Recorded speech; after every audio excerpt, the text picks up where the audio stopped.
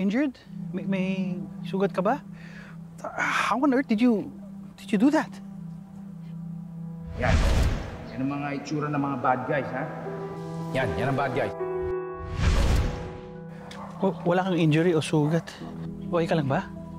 Okay lang ako. Paano mo napahinto yung kotse? May rules tayo, ha? Huwag mo nang gagamitin yung mga powers mo dito, ha? Mas lalo na yung mga telekinesis na yan. Pag nakita na alien ka, mas lalo tayong delikado niyan.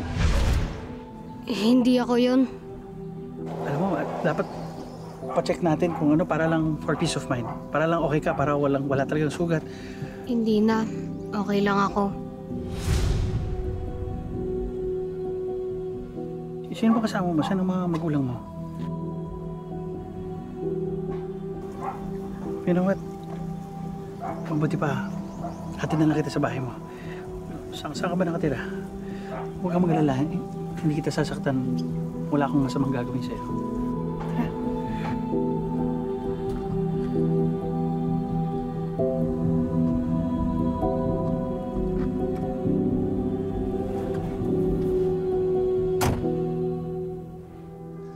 I can't.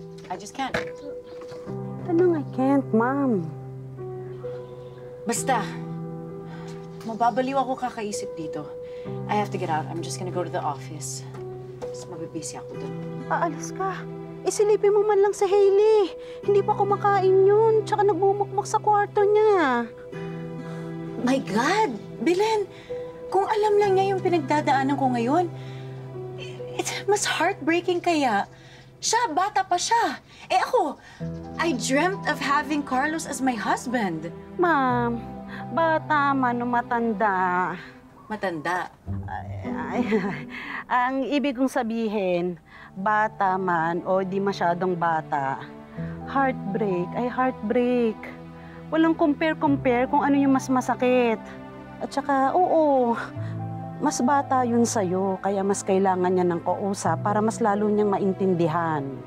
I can't talk to her right now. Maganda naman yung mga sinabi mo. But the thing is, I can't give her what I don't have. Paano ko siya matutulungan kung sarili ko nga hindi ko rin matulungan? Don't worry about her.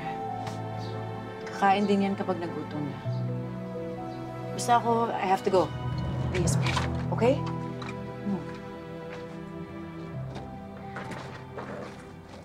Oh, buti naman pumasok ka pa rin. Lover boy. Ay, hindi na nga pala. Mapanakit ka kasi.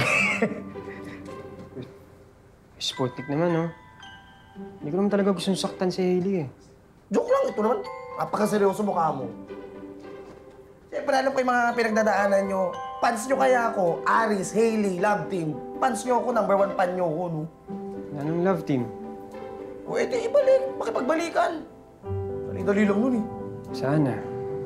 Kung ganun lang kadali. Kaya mo yun.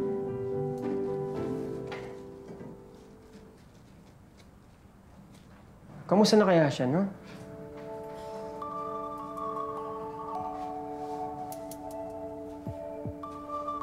Your Sputnik, favor naman, no? Ano? Pwede bang punta mo na lang sa Hailey tapos check mo kung okay na siya? Oo naman. Sige, akong bahala dyan. Aba, ikaw pa ba? Lakas-lakas nyo sa akin, eh. Mamaya dadaan ako sa pagkatapos ng pagdaan ko kay boss, ha? Ikaw pa ba? Kayo pa ba? Di ba sabi ko sa'yo, fans nyo ako, eh. Ha? Sige muna. Sige. Huwag ka akong bahala sa'yo. Mag-work ka muna.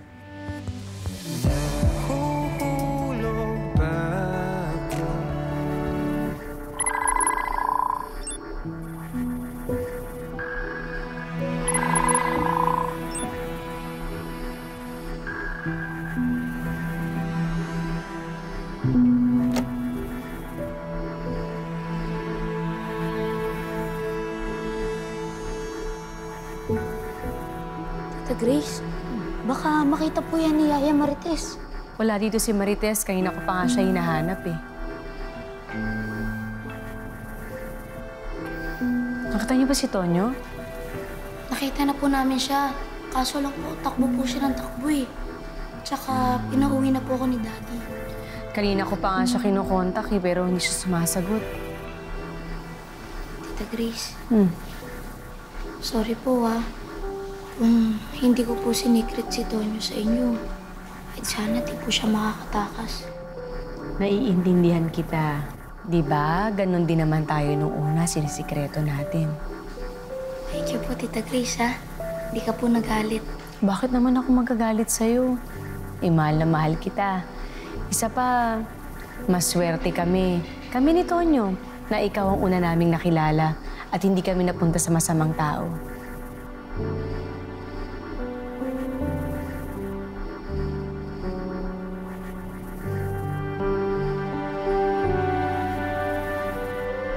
May gusto ka pa ba?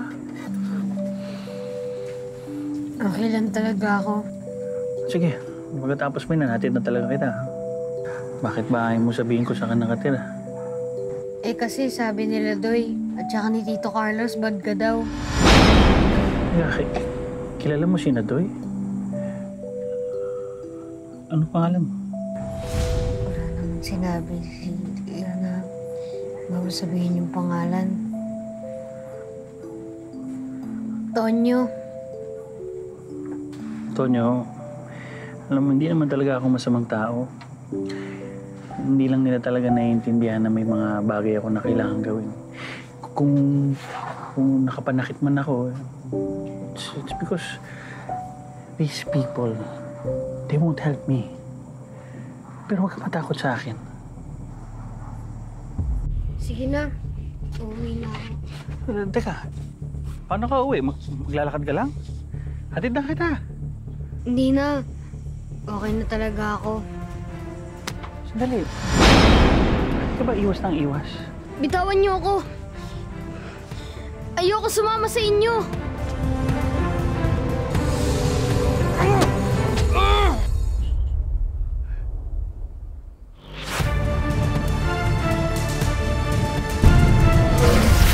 Hindi mo siya kilala?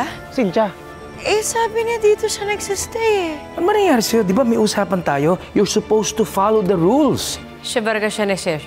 Ibig sabihin nun, dumadami na sila. Gawin niyo lahat para madala niyo siya dito. Kasi kung talagang alien siya, kailangan na kailangan. Hindi mo ba alam na delikado makisalamuha sa mga tao? Ginawa mo rin yun eh. Ano pang hinihintay niyo? Kunin niyo na yung bata. Tulong! Doy!